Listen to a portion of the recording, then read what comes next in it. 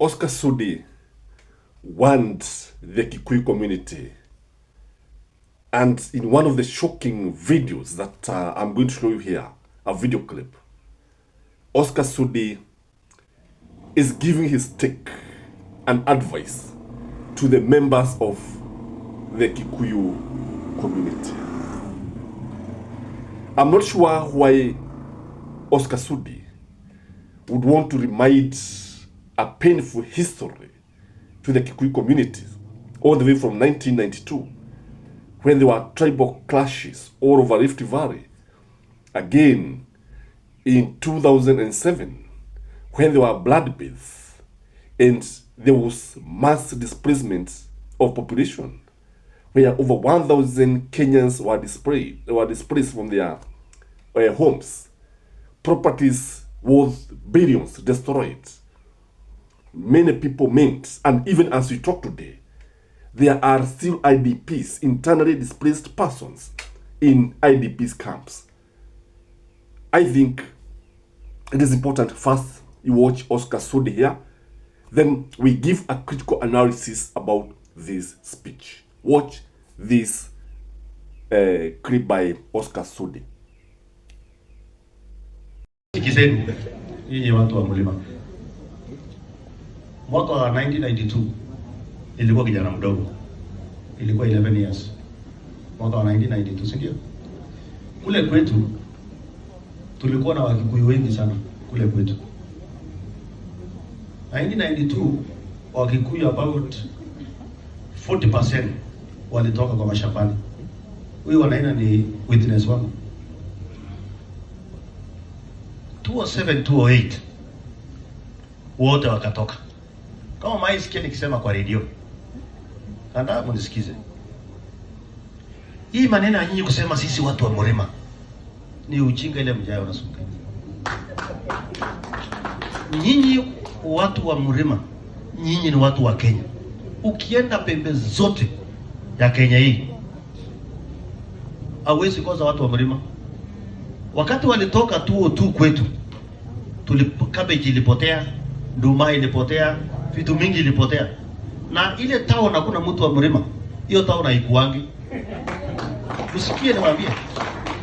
Hata kasenta, unajua kasenta mtu wa mlima akiwa hapo, mwingine atachoma sambusa, mwingine atalete mtura, mwingine atafanya nini, kidogo utaona amekuja amefungua supermarket, mwingine anafanya nini.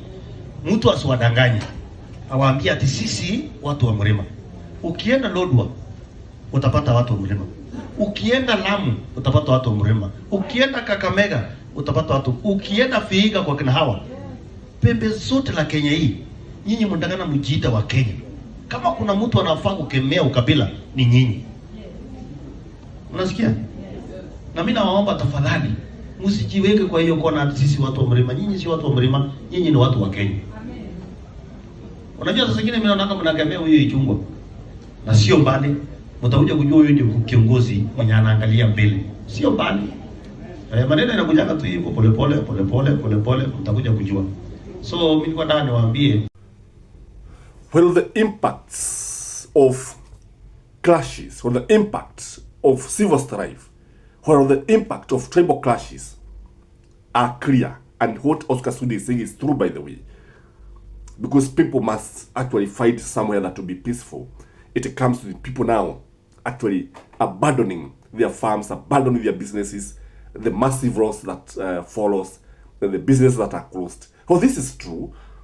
I think it is also important we look at the intention of this speech. What was it intended to achieve? Number one, it was meant to counter the slogan one term.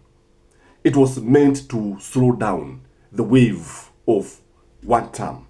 It was meant to ensure that those people who are singing one term all the time stop this kind of movement, stop this kind of narration, and this way they support William Samoei Ruto.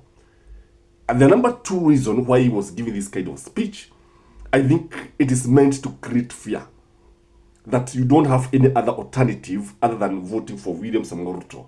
In a democracy, people have choices. In a free democracy, let the people decide, as what Matiba would actually remind Kenyans. And I agree that Oscar Sudi has the right to vote for William Samoei Ruto, but he doesn't have the right to show the people that if you don't do this, this is what is going to happen, because that should not happen in a country that is trying to fight tribalism in the 21st century. People are still talking about tribalism and single face. Now, the other issue, the other intention about this speech is to remind the Gema nation who are in Rift Valley that you are all over. Why is it important for Oscar Sudi to remind the Kikuyu community that they are all over, they have businesses all over? What does this mean? The message that is telling them that if anything goes wrong, it is you who are going to suffer. Whereas we agree it is true, they are all over. And if something goes wrong, everybody will suffer. It is not only the Kikuyu that are going to suffer. So if I were to advise Oscar Sudi, he would actually say this in a different way. He would actually preach harmony. He would actually peace and tranquility, not to remind people about the laws that will come. Again, this speech, if you ask me, was meant to pass the message by William Samoei Ruto. This is the thinking. That there are those people, there are those Kikuyus who are in government, there are those Kikuyus who are in the opposition, there are those Kikuyus who are in DCP, and they are singing one term, and these people are not united. And if anything goes wrong, then we are going to blame these people. We are going to blame these people. And I think Oscar Sudi, again, was passing William Samoei Ruto's message. Oscar Sudi is the mouthpiece of William Samoei Ruto. Whatever he says is the thinking in William Samoei Ruto's government. And I think Oscar Sudi, because Oscar Sudi has been talking of late, has been having clips, sharing clips in the social media, which is good because it helps Kenyans understand the thinking of the ruling class. What I would say is that in this country, one is free to settle anywhere. It is not a privilege for you to settle anywhere. It's not a privilege for you to start a business anywhere. It is your right. Kenya is our country. But Oscar Sudi also has a point, because he's telling Kenyans to talk as a nation, to focus on national unity instead of regionalism. On that one, I will give him a tick. But look at it. He is the one who is also, on the other hand, who is selling that narrative of we the Kalenjin, we the Kikuyus, we the people of the mountain, we the what. You see, he's part and parcel of the ruling class. So if there are divisions on tribal lines in this country, it is not because of the electorate. It's not because of the people. In fact, when you come on the ground, the Kalenjins are friends to the Kikuyus, to the Luos, to Merus. When you come to the neighborhood, you find your neighbor is a Kalenjin, is a Luo, is a Meru, is a Pokot, is a Griama. Some of them are Burundians, they're not even Kenyans. And they live in harmony. But now when it comes to politicians, because they want to win elections, because they want to sell fear, because they want to plant a narrative that regarding Gachagua is tribal, like what was happening in Statehouse yesterday, we had because if you look at what Oscar Sudi was saying, and what William Samoei Ruto was saying at Statehouse yesterday when he met the people from Ranga, you agree with me, they were talking about the same thing, tribalism. And William Samoei Ruto was telling the Kikuyus, the people of Moranga, that although they have differences with Rigathi Gachagua, these differences should not be construed to mean that William Samoei Ruto does not care about the people of the mountain. And then when you look at Oscar Sudi the same.